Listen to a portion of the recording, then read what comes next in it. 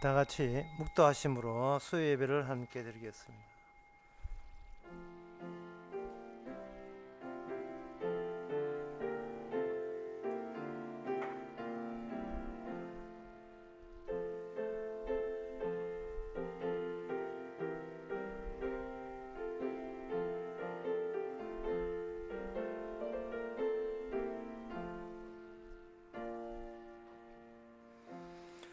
여호와께서 소경의 눈을 여시며 여호와께서 비굴한 자를 일으키시며 여호와께서 의인을 사랑하시며 여호와께서 객을 보호하시며 고아와 과부를 붙드시고 악인의 길을 굽게 하시는도다. 시온아, 여호와 내 하나님은 영원히 대대히 통치하시로다. 할렐루야. 하나님 아버지, 소경의 눈을 여신 것처럼 이 시간 저희들의 마음의 눈도 활짝 열려서 말씀 세계 속에 헤엄칠 수 있도록 도와주시옵소서. 예수님 이름으로 기도합나이다. 아멘. 찬송가 291장 합시다. 291장입니다.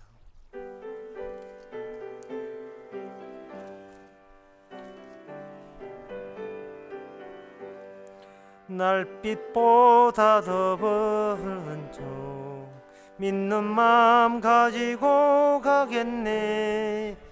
믿는 자 위하여 있을 곳 우리 주 예비해 두셨네. 며칠 후 요단강 건너가 만나리. 며칠 후 요단강 건너가 만나리. 찬란한 주의 빛 있으니 거기는 어두움 없도다. 우리들 거기서 만날 때 기쁜 낮 서로가 대하리. 며칠 후 요단강 건너가 만나리. 며칠 후 요단강 건너가 만나리. 이 세상 작별한 성도들 하늘에 올라가 만날 때 인간의 괴로움이 끝나고 이별의 눈물이 없겠네. 며칠 후 요단강 건너가 만나리. 며칠 후 요단강 건너가 만나리. 광명한 하늘에 계신 주 우리도 모시고 살겠네. 성도들 즐거운 노래로 영광을 주 앞에 돌리리. 며칠 후 요단강 건너가 만나리. 며칠 후 요단강 건너가 만나리. 아멘. 이 시간 우리 한마음으로 기도합시다. 우리가 거울을 아침에 보는 것은 우리가 혹시 삐뚤어진 게 있을까 자기를 살피기 위해서 거울을 보듯이 성경도 거룩한 거울입니다. 성경 보면서 일상적인 내 행동에 어디서 잘못되었는지를 늘 발견할 수 있도록 성경을 늘 가까이 해서 자기 자신을 다시 한번 발견할 수 있도록 그렇게 살도록 도와달라고 기도합시다.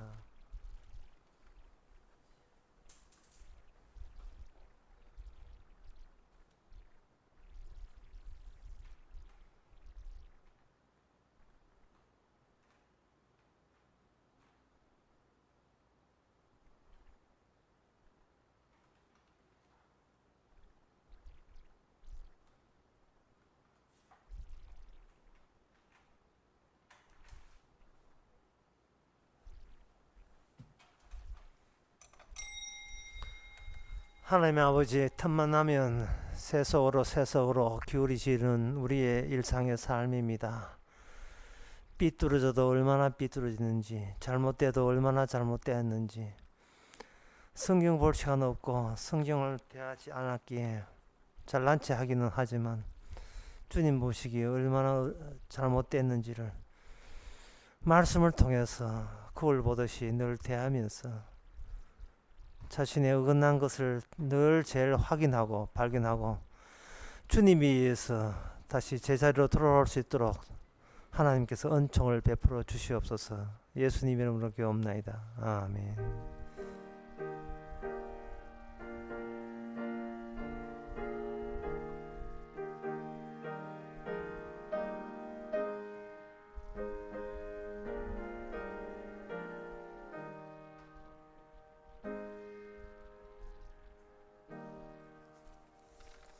네, 이 시간 광고 있습니까? 없으면 하나님의 말씀 봅시다. 에스겔 34장 25절에서 28절까지입니다.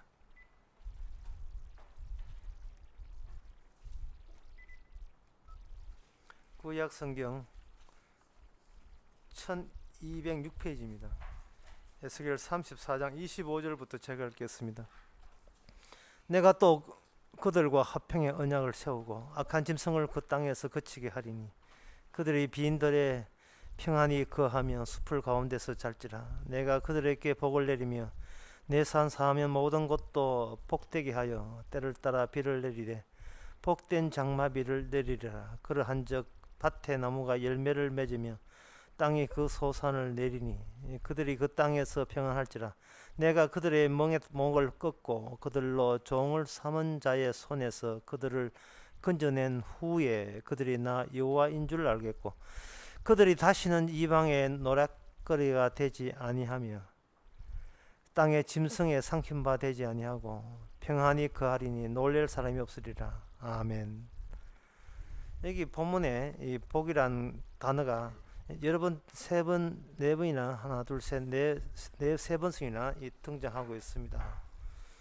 예, 성경을 보면서 우리가 생각하고 있던 이 복이라는 이런 것을 평소에 우리가 늘 기대하고 있었기 때문에 이런 대목에 보면 바짝 우리가 신경을 써가지고 복의 말입니다.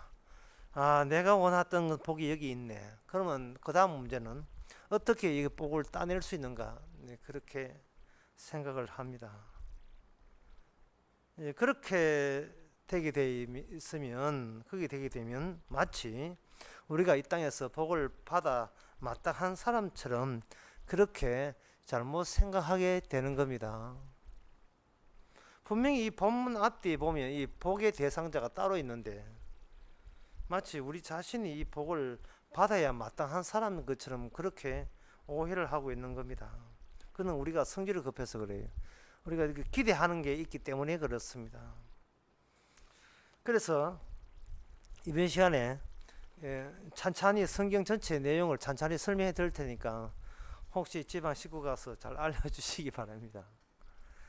성경은 창세기 3장에 이마에 땀이 흐르도록 저주 받도록 인간은 그렇게 되어 있습니다. 끝. 이 땅에서 고생 직사게 하도록 그렇게 되어 있어요. 다른 상황을 생각하면 안 됩니다. 편하게 살아보자, 행복하게 살아보자, 그렇게 생각을 먹는 것 자체가 지금 성경 노선 안에 들어가야 되는데 성경 노선 안에 들어가지 않고 관람자가 되어버려요. 관람자. 뷔페 식당에서 우리는 뷔페 식당에 돈을 내고 들어가면 뷔페 음식을 먹는 자가 되지 뷔페 음식을 직접 이 더운데 직접 음식 만드는 자는 아니거든요. 돈을 3만원인가 4만원 내고 뷔페 식당 들어가게 되면 먹어주기만 하면 되지 그걸 일일이 우리가 만들 필요는 없습니다. 그거는 뷔페 식당이고 이 세상에 어떤 인간도 하나님의 말씀에서 구경꾼으로 살 수 있는 위치에 있는 사람은 아무도 없습니다. 창세기 3장에서 이마에 땀을 흘러라 하는 것은 우리 보고 이야기하는 거예요. 우리 보고 이 땅에서 고생 직사기 하다가 그냥 흙으로 돌아가라. 그거는 우리 보고 이야기하는 거예요. 예, 흙으로 돌아가는 걸 지키겠습니다. 지키겠습니다 할 문제가 아니고, 이건 성경 말씀 우리가 지킨다고 지키는 것이 아니고, 지키든 안 지키든 주님께서 그 말씀대로 그대로 실시해 가고 있는 중임을 죽인다는 사실을 우리에게 통보해 주는 거예요. 이게 참여시키는 겁니다. 끌어당기는 거예요. 우리는 자꾸 어디에 겁이 나가지고 저 성경을 멀찍이 하는데, 멀찍이 해봐야 소용없죠. 하나님께서 자기의 계획을 세워놓으시고, 그거는 본인의 의사를 일체 묻지도 않고 강제로 거기에 하나님의 계획에다가 집어 넣습니다. 예를 들면 쉬운 말로 코끼리 같은 경우에, 코끼리 보고 코끼리 너는 왜 이 땅에 태어났냐 물어보세요. 코끼리는 뭐 이러면 이거 끝나는 거예요. 그럼 뭐라고 답변하겠습니까? 하나님이 만들었는데. 뭐 코 이렇게 올려가지고 이렇게 할 뿐이에요. 근데 사람은 말이 많아요. 우리 네가 왜 있지? 하면 우리 이러면 끝나는 문제를 가지고, 글쎄 왜 있었을까? 어떨까? 우리 행복을 위해서 어떻게 자꾸 되지도 않은 자꾸 이 변명 같은 거 넣어놓는 겁니다. 좀 안다 이거지. 알기는 뭘 알아요? 이미 노선에서 이탈했는데. 하나님께서 창조하신 노선에서 이미 이탈했습니다. 이탈된 것에 대해서 하나님께서 말씀을 쏘아가지고 그 말씀에 낚여서 말씀대로 어쩔 수 없이 살 수밖에 없도록 그렇게 이끄시는 겁니다. 그 말씀이 뭐냐 하면 창세기 3장입니다. 너는 죽자고 이 땅에서 큰 고생만 하다가 그냥 죽어라. 이거는 우리 계획도 아니고, 이거는 우리가 빠져나올 수 있는 입장도 못 되고, 이게 말씀의 현실이 곧 우리의 현실입니다. 다른 현실을 상상해서는 안 되거든요. 인간들은 자꾸 자기가 따로 꿍꿍이를 속을 하니까 성경 말씀 이야기하는 그 현실을 말고 자꾸 상상을 해요. 환상을 하면서 자기 행복해지는 다른 세계를 생각하다가 에스겔 34장에 딱 복이 오면 이거 복 받아야지. 네가 본인이 누군지도 모르죠. 본인의 위치가 어디고 어떤 자리에, 저주의 자리에서 저주 받다가 죽어야 될 그 자리인 것도 모르고, 이 복이 눈에 띄니까 아이고 이거 얼른 복 받아야지 이래 나오더라 이 말이죠. 이 교회가, 한국 교회가 이걸 교인들 다 배려놨어요.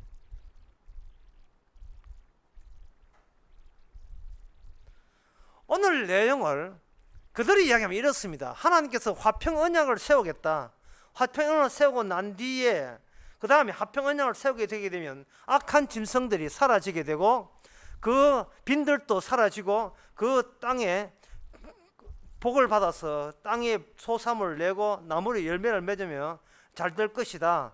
그리고 그들은 다시는 악한 짐승들의, 악한 사람들의 종이 되지 않고 난 그들을 종에서 건져내는데 나 여호와라 이래 돼 있거든요. 제가 방금 이야기한 게 별로 어긋나지 않았죠. 그거든요. 근데 여기에 복 받는 내용이 있는데, 그 내용에 복이라는 내용을 형성시키는 이게 좌로 우로 세로 가로 쪽쪽 이렇게 연결된 연결망에 뭐가 들리냐 하면 화평의 언약 나오지요. 악한 짐승 나오지요. 종이 되었다는 종이 되었다는 사람들 나오지요. 여호와 하나님 나오죠. 네, 그런 요소들이 어울려야 그 다음에 복이 나오거든요. 그런데 화평의 언약을 압니까? 화평의 언약도 몰라. 악한 짐승, 이 세상에 악이 왜 있는지, 악마가 왜 있는지, 사탄이 왜 있는지 압니까? 그것도 몰라. 그러면 옛날 이스라엘 백성들이 종되었던 이유 압니까? 그것도 관심 없어. 그럼 여호와도 중요치 않아. 그럼 복! 이게 얼마나 이게 잘못된 해석이에요. 예? 얼마나 잘못된 해석입니까?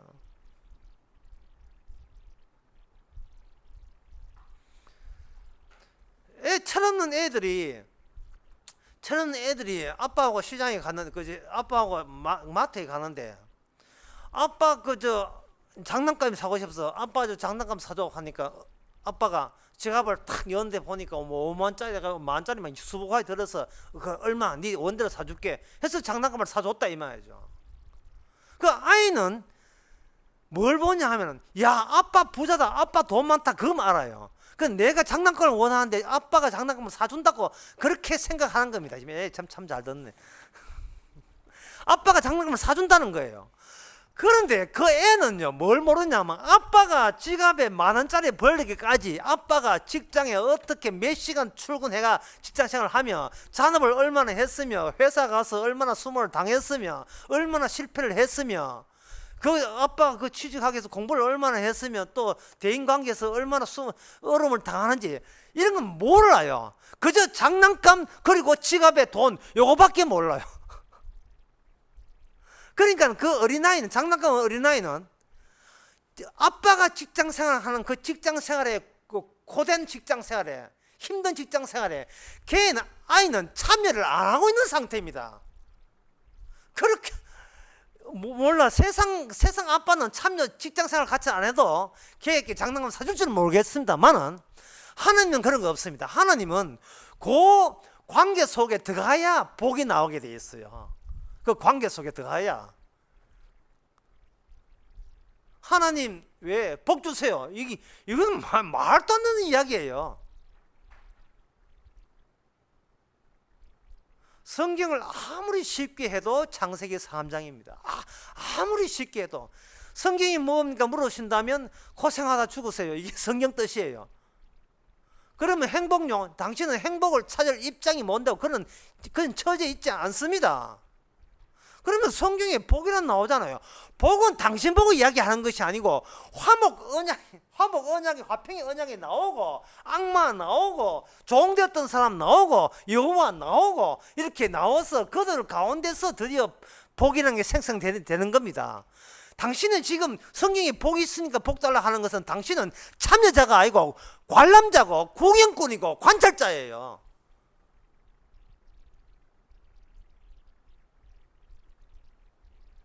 하나님 복 줍니다. 이렇게 시작할 수 없어요. 하나님의 복 주는데 이래 되면 창세기 3장은 빼야 됩니다. 창세기 3장 이야기는 거짓말이에요. 아담이 이마에서 땀을 흘리면서 죽도록 이 저주받은 세상에서 함께 저주의 고통과 아픔을 겪으면서 결국은 이 땅에서 별 성과 없이 나중에 점점 늙어서 죽어 흙이 된다.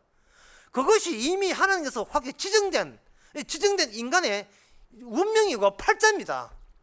뭐 그뿐만 아니죠. 야고보서 4장에 보면 인간은 뭐와 같으냐? 인간은 안개와 같아. 내가 이 땅에서 뭘 하냐 안 하냐 그 아무 의미 없다. 그 아무 의미 없다는 거예요. 오늘 뉴스에 보니까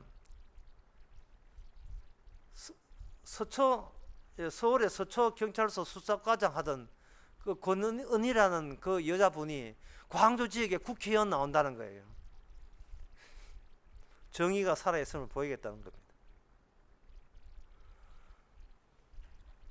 서초경찰서 수사과장 하나, 국회의원 하나, 늙어 할머니 되나?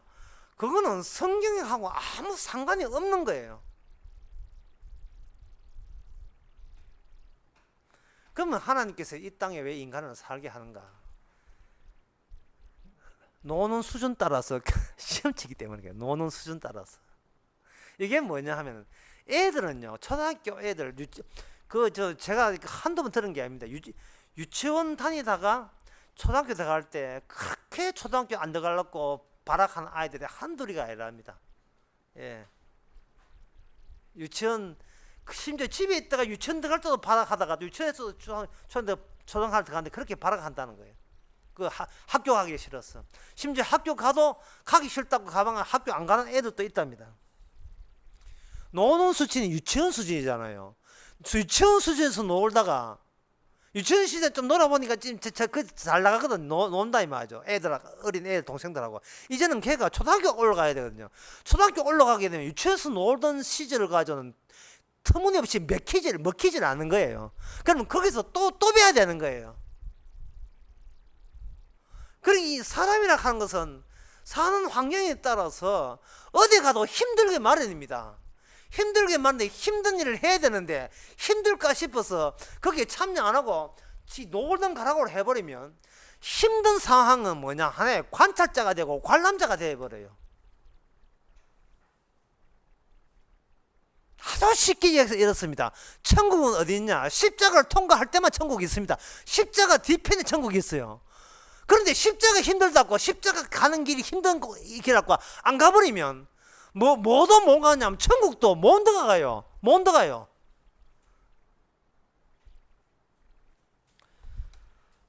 마가복음 누가복음 16장에 보면 이런 비유가 나옵니다. 이 비유를 참 여러분들이 잘 헤아리시기 바랍니다. 어떤 직원이 있는데 이 직원이 아주 악한 직원이에요. 나쁜 직원이에요. 예. 회사에 어디에 되든 사장님 어디에 되든 지는 지 살궁리만 챙기는 나쁜 정직입니다. 이 사람은 회계 보다가 자기가 좀 있으면 구조조정 당할 걸 생각하니까 회계 장부를 조작해 버립니다. 일종의 횡령이에요. 조작해가지고 회사하고 계약한 사람들 계약을 터무니없이 특혜를 베풀어 주는 거예요. 당신 우리 회사에서 물건 얼마나 가져갔습니까? 100만 원씩 가져갔지요. 50만 원만 가져갔다 치시오. 그러면 우리 이익인데 이익 중에서 반반 나눕시다. 이런 식으로 이거는 세상에 이런 범죄자가 됐어요. 회사에서 막대한 손해를 입히면서 지만 살겠다는 거예요. 그런데 그 불의한 그 인간이 일꾼이 이게 하늘나라 간다는 거예요. 예수님 하신 비유입니다. 도대체 예수님께서 무슨 취지로 그런 말씀하시는 거예요? 예수님께서 이런 취지로 하는 거예요. 천국에는 네가 지상에서 있던 노는 그 수준과 다르다는 겁니다. 지상에서는 착실하고 성실하면 복 받는다. 이게 지상에서 인간들끼리 노는 수준이에요. 그런데 천국에는 불의한 청지기도 천국 간다. 이것이 바로 천국 가는 노는 수준입니다. 그러면 이쪽에서 착하고 성실하면 복 받고 나쁜 짓 하면 벌 받는다 라는 수준에서 이게 유치의처라면 그런 데서 만약에 천국을 복을 받는다면 그거는 하나의 관찰자에 불과한 거예요. 하나님께서 이 천국에 갈 사람을 이 지상에서부터 천국 가기 전에 이 세상에부터 천국 삶을 살게 만듭니다. 살게 만들 때 그것이 우리가 평소에 육신으로 살던 이 세상 삶과는 너무나 특이해요. 정말 너무 특이해서 제가 이거 설명을 해줘도 듣는 사람들이 무슨 말인지 알아듣지를 못해서 제가 굉장히 가슴이 아파요. 목사님 너무 다릅니다. 달라야지요. 그래. 저주받는 세상에서 노는 가라가 달라야지요. 이 세상에서는 너무나 다 힘들기 때문에 어떻게 하면 힘 안 드는 인생을 살아볼까? 수단과 방법을 동원해서 잘 살면 복 받은 것이고 못 살면 저주받은 것이고 이런 것이 이 땅에 노는 수준이에요. 우리가 하는 수준이. 천국은 그래 놀아가는 천국이 뭔가입니다. 천국엔 다른 법칙이 통해요. 그게 뭐냐 하면은 바로 화평의 언약입니다. 창세기 3장이 있지요. 창세기 3장에서 25절에 나오는 오늘 보면 화평의 언약 들어가는데 이렇게 들어가는데 같은 성경이기 때문에 우리가 저주받아야 됩니다. 그 다음 말 화평의 언약을 세우고 복 받습니다.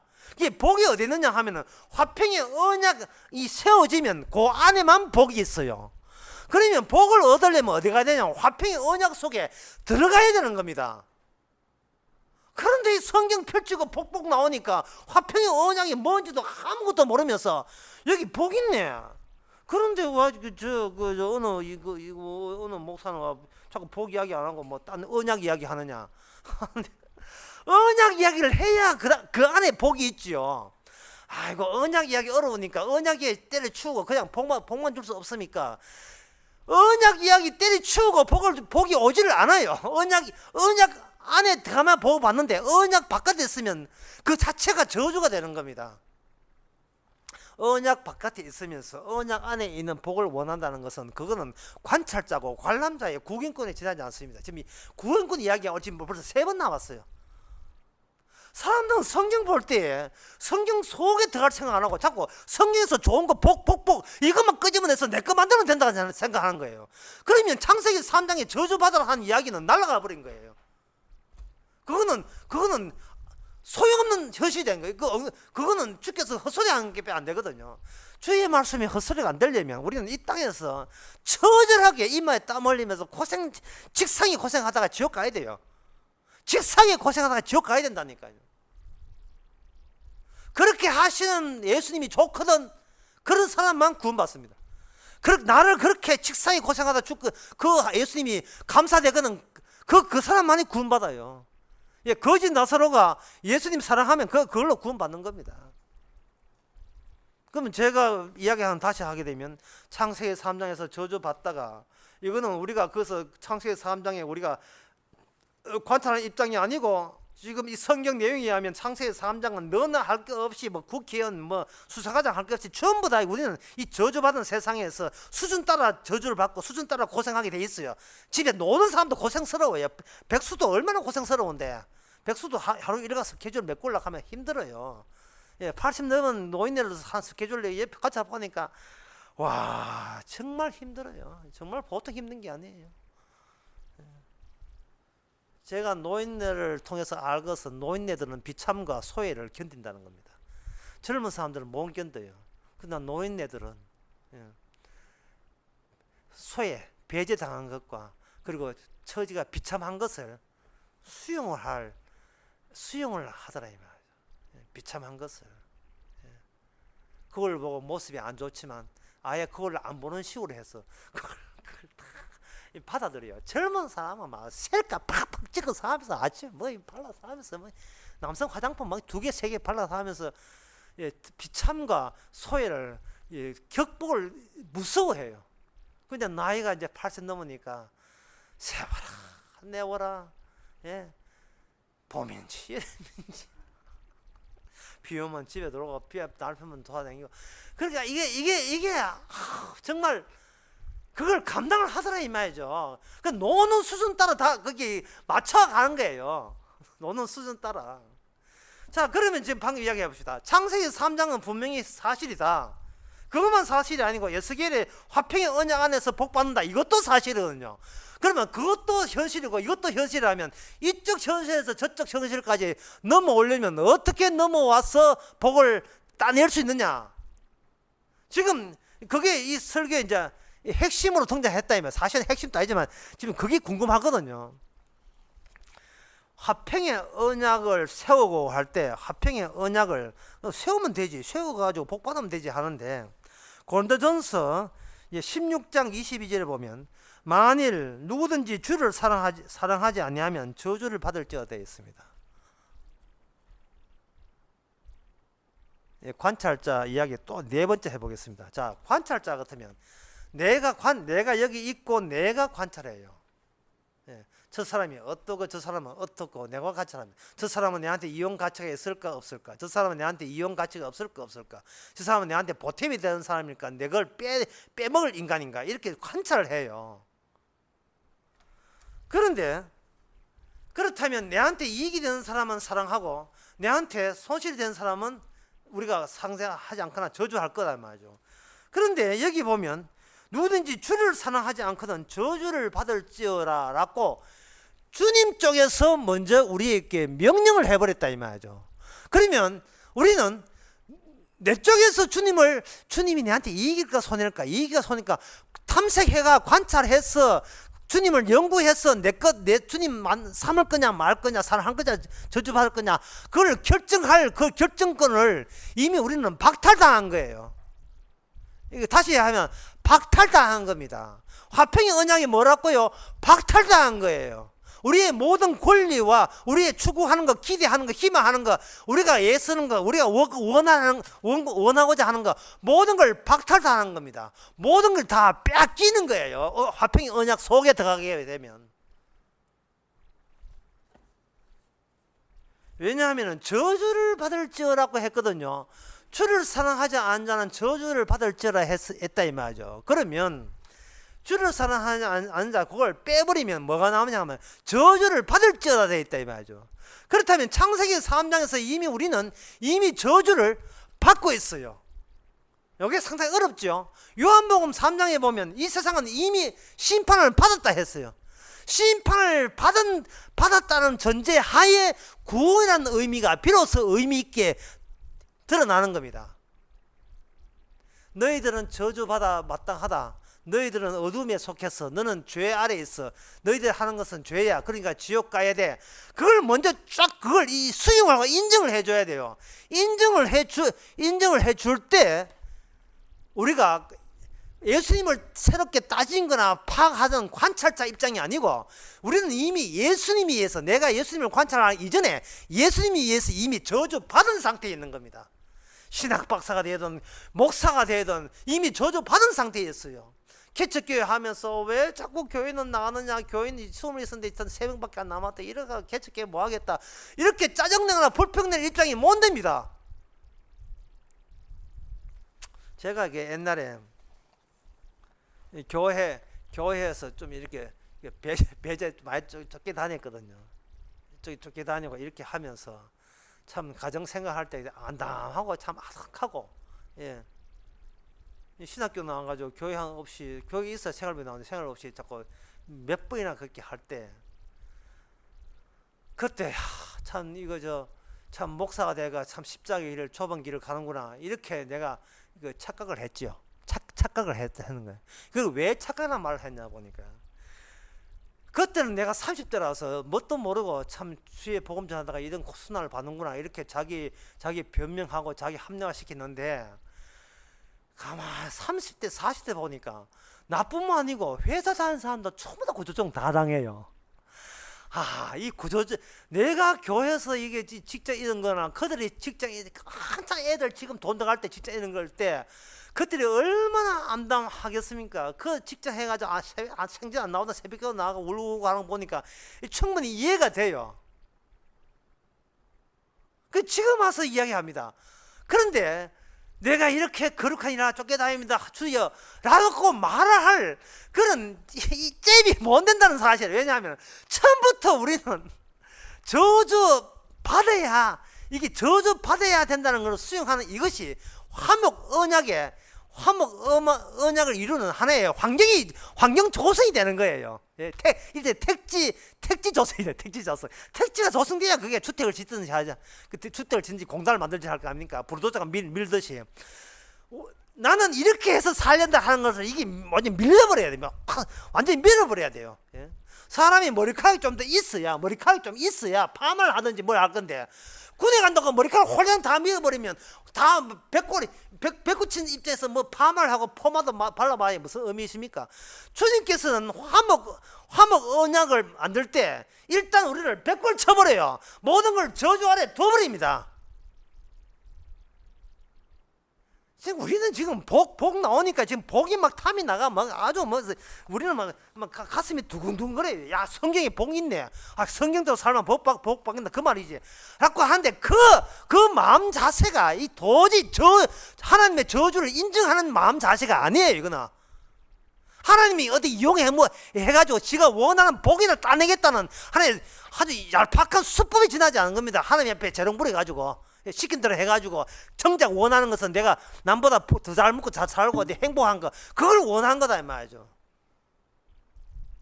그러니까 사람들이 그 예수님을 죽일 수밖에 없어요.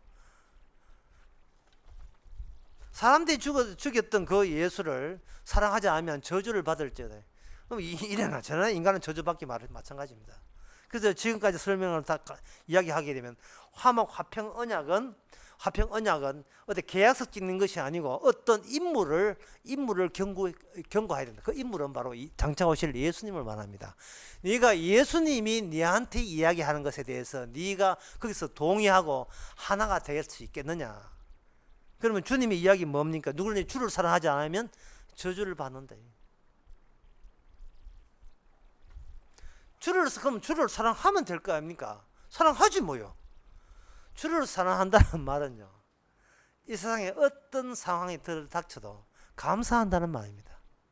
어떤 사랑이다. 주를 사랑한다는 말은 주만 사랑하라는 뜻이에요. 주만. 개척교회 하는 목사가 교회 사랑하지 말고 개척교회가 불이 나든 날아가든 관계없어요. 주만 사랑하라. 아내가 뭐 이혼하든 자식 죽든 관계없어요. 주만 사랑하라는 뜻이에요. 이게 성사 되겠습니까? 인간의 힘으로 의지로 이것이 유지될 수 있겠습니까? 이게 몇 초 가겠습니까? 몇 분 가겠습니까? 말씀 다시 하면 여기서 다시 정리해야 돼요. 창세기 3장에 저주받아 사는 것이 우리하고 의논한 게 아니죠. 맞습니다. 마찬가지로 화목 화평의 언약을 세울 때 주께서는 화평의 언약들을 유지하냐 안 하냐를 우리 보고 우리의 결심이나 결단을 묻지를 않습니다. 우리가 결심해서 결단해서 주를 사랑할 그러한 능력도 우리한테는 없고 그럴 마음도 우리한테는 없습니다. 우리는 남은 사랑하지 주를 사랑할 마음은 내 위에 내가 최주로 나를 마음은 사랑하지 내가 제일 중요하지 나 외에는 별로 안 중요해요. 그런 인간을 주께서는 화평의 언약을 세웁니다. 세우면 어떻게 되나? 세우게 되면 그때부터 우리는 낯선 시스템, 낯선 장치들이 눈에 들어오는데 그게 뭐냐 하면 25절에 악한 짐승, 그 다음에 여기에 27절에 보면 25절에 악한 짐승, 27절에 보면 그들이 그 땅에서 평안 내가 그들의 목을 꺾고 그들을 종을 삼은 자의 손에서 요 대목이 이게 현실로 다가오게 되어 있습니다. 이게 뭐냐 하면 바로 이스라엘이 애굽에서 종되었던 거예요. 자, 이어서 한번 정리해 봅시다. 하나님께서 복을 낸다 하는 것은 이스라엘에게만 복 낸다는 거죠.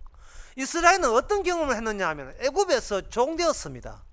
그런데 애굽에서 종될 때 그들이 야 우리가 종되면 복 받겠지. 그 종되자. 이렇게 해서 종되었습니까? 야 우리 노예 생활을 하면 누가 건져줄 거 건져주면 복 받겠지. 그렇게 계산했습니까? 전혀 없어요.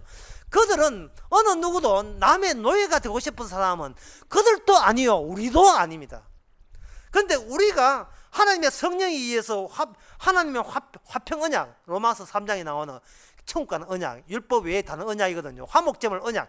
그 언약 속에 들어가게 되면 비로소 우리 눈에 뭐가 떠있냐 하면 내가 종 되고 싶어서 종이 아니라 이 세상에 종이로 살아가고 있다는 현실을 우리는 이 화평 언약 세계 속에 들어오니까 드디어 이거는 관찰자가 아니고 구경꾼이 아니고 이게 현실로 다가오는 겁니다. 그게 뭐냐 하면 사람이 백날 예수를 섞여도 돈 없으면 사람이 환장한다는 사실. 돈 없으면 광야에서 예수님께서 마귀한테 했던 거예요. 돌이 떡떡이 해라. 세상의 모든 인기와 능력을 얻어야 사람 대우받는다. 세상 모든 부귀영화를 네가 가져라. 그러니까 이것은 뭐냐 하면은 옛날 애굽에서 이스라엘이 종되었던 것처럼 신약에서의 모든 인간들은 그 돈과 악마와 물론 돈도 뒤에 배우자 돈과 세상에 대한 어디 자기 이름 내기 인기 또는 관심사 사랑 그리고 또 하나는 세상 부귀영화 내가 탐내고 싶은 그 모든 것들 그들 속에 푹 파묻혀서 우리는 거기서 종이 된 채 살아가고 있습니다. 복요? 복의 개념이 뭔데요? 돈 벌고 인기 얻고 세상에서 부귀영화 얻고 그게 복이잖아요. 그 복 누가 지고 있습니까? 바로 우리의 주인되는 마귀가 그걸 다 지고 있는 거예요. 마귀는 예수님한테 이거 줄 테니까 내한테 굴복하라고 했습니다. 마귀가 왜 예수님한테 이거 다 줄 테니 굴복하라는 말은 모든 인간이 예수 이전에 모든 인간이 마귀가 그걸 실수해가지고 모든 인간이 그 테스트에 다 넘어져서 각기 노는 수준 따라서 전부 다 그게 다 굴복하고 있었던 거예요. 돈이 없을 때 사람은 낮아지고 사람 인기 없을 때 자살하고 싶고 사람이 뭔가 그 부귀영화 희망 없을 때는 사람이 그냥 좌절하고 싶어. 우리는 매일같이 염려하고 쫓기고 두려워하고 벌벌 떠는 것은 바로 우리의 몸에 이미 익숙해진 우리를 굴복하고 있는 그 악마의 그 유혹, 악마의 사탕 발림에 우리는 어쩔 수가 없습니다. 바로 이러한 이걸 우리가 관찰할까요? 이걸 구경한단 말입니까? 아닙니다. 이게 우리의 현실이에요. 우리는 그 현실 속에 종이 되어 살아가고 있습니다. 여기서 자유로울 사람 이 세상에 아무도 없습니다.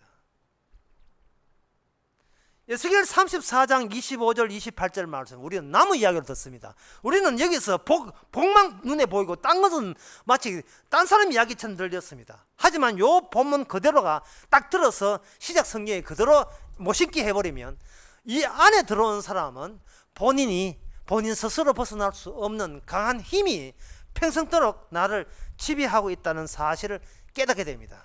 그 다음에 나온 게 뭐냐? 그 다음에 나온 게 28절에 보면 내가 이방인의 노략거리가 되지 아니하고 땅의 집성에 상키바 되지 아니하고 평안히 거하리니 놀랄 사람이 없으리라.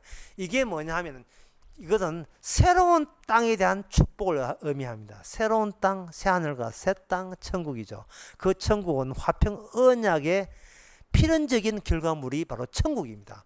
화평 언약 없으면 천국 없습니다. 화평 언약이 뭐냐? 십자가입니다. 로마서 3장 이하면 십자가입니다. 화목제물이에요. 십자가 없이는 천국 없습니다. 오늘 본문 내용에 복 받고, 복이라 항상 평창을 말하거든요.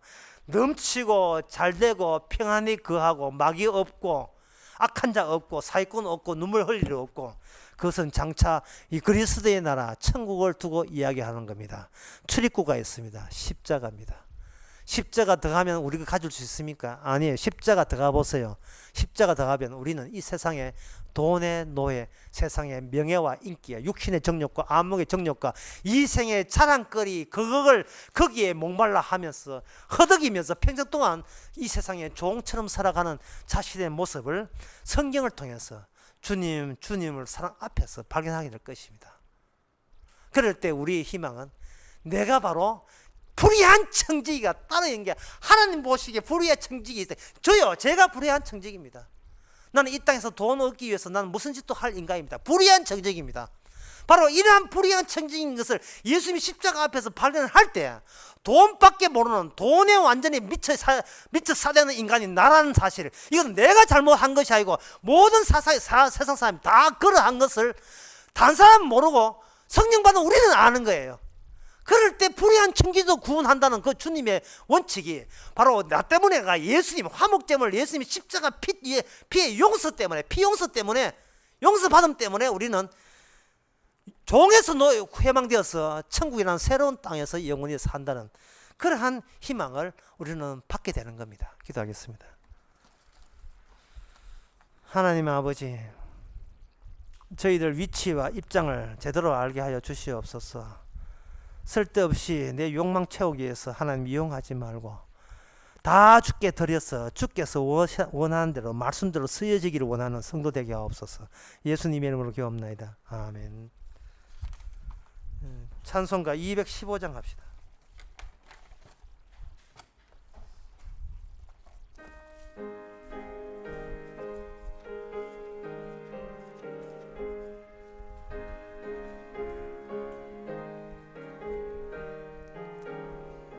이 죄인을 완전케 하옵시고 내 맘속에 거하심 원합니다.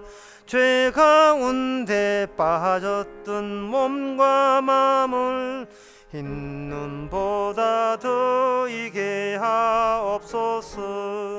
눈보다 더욱 기어지게 꽃이 있어서 정결케 하옵소서. 저 보좌에 앉으신 주 예수여, 몸들이는 일까지 도우소서. 온몸과 지식도 드리오니 흰눈보다 더이게 하옵소서. 눈보다 더욱 기어지게 꽃이 있어서 정결케 하옵소서. 그 상하신 발 아래 엎드려서 날 깨끗게 하심을 비옵니다. 날 정결케 하는 피 믿사오니 흰 눈보다 더이게 하옵소서. 눈보다 더욱 기어지게 꽃이 서서 정결케 하옵소서. 아멘. 기도합시다. 지금은 우리 주 예수 그리스도 은혜와 하나님의 크신 사랑과 성령의 충만하심이 십자가 안에서 주께서 원하는 대로 만들어짐을 감사하는 모든 성도에게 주의 이름으로 축원하나이다. 아멘.